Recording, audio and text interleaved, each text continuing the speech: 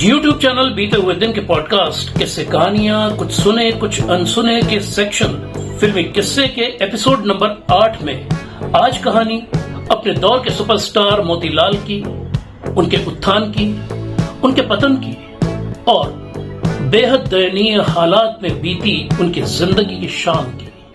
मोतीलाल का जन्म शिमला के एक संपन्न परिवार में 4 दिसंबर 1910 को हुआ था। वो 1 साल के थे जब उनके शिक्षाविद पिता गुजर गए थे। ऐसे में वो अपने चाचा की देखरेख में पले बढ़े, जो एक सिविल सर्जन थे। स्कूली शिक्षा के बाद मोतीलाल को आगे की पढ़ाई के लिए दिल्ली भेज दिया गया था। कॉलेज की पढ़ाई पूरी करने के बाद मोतीलाल इंडियन नेवी में भर्ती होने के लिए दिल्ली से मुंबई आए, लेकिन अचानक उनकी तबीयत खराब हो गई और वो एग्जाम नहीं दे पाए और इस तरह नेवी में जाने का उनका सपना अधूरा ही रह गया। एक रोज घूमने निकले तो चौपाटी पर चल रही एक शूटिंग देखने के लिए तमाशबीनों की भीड़ में खड़े हो गए। उनकी पर्सनैलिटी में ऐसा आकर्षण था कि फिल्म के डायरेक्टर केपी घोष का ध्यान उनकी तरफ चला गया और घोष ने उनसे पूछ ही लिया कि फिल्म में काम करोगे।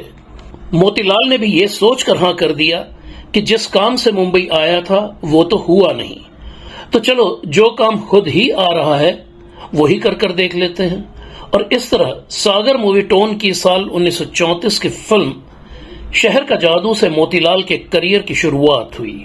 ये फिल्म सुपरहिट हुई और अपनी डेब्यू फिल्म से ही मोतीलाल स्टार बन गए और फिर कुलवधू, जागीरदार, तकदीर, अरमान, कलियां जैसी एक के बाद एक हिट फिल्म्स के साथ उनका स्टारडम भी लगातार ऊंचाइयां छूता चला गया।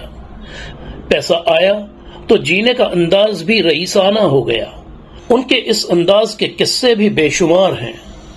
एक रोज चौपाटी पर एक मूंगफली बेचने वाले से उन्होंने 1 रुपए की मूंगफली खरीदी और उसे 100 का नोट पकड़ा दिया। ये वो जमाना था जब सोने का भाव 16 रुपए तोला हुआ करता था। जाहिर है मूंगफली वाले के पास 100 के खुले कहां होते।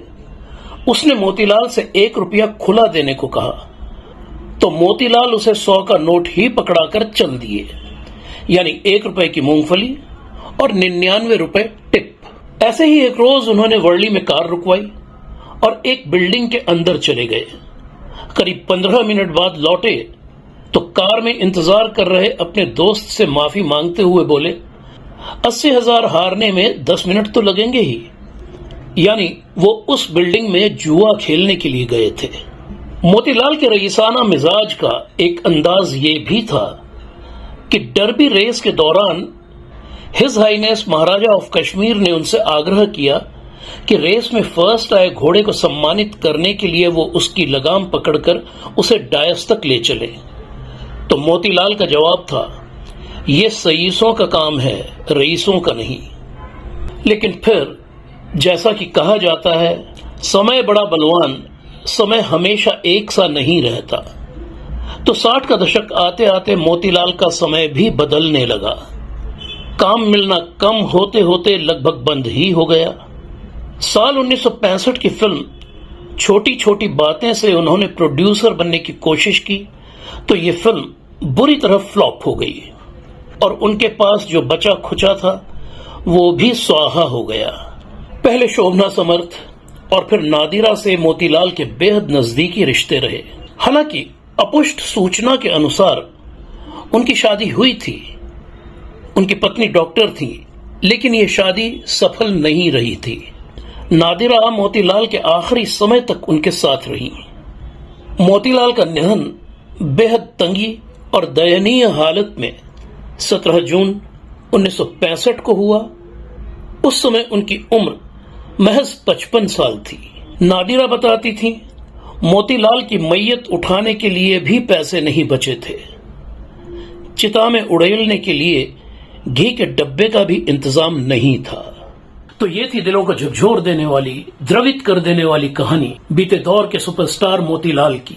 और अब बात फिल्मी किस्से के अगले एपिसोड यानी एपिसोड नंबर 9 की, जिसमें होगी फिल्मी दुनिया से जुड़ी कोई और भूली बिसरी कहानी या कोई भूली बिसरी हस्ती। तो देखते रहिए फिल्मी किस्से लाइक, सब्सक्राइब और शेयर भी जरूर कीजिए। धन्यवाद।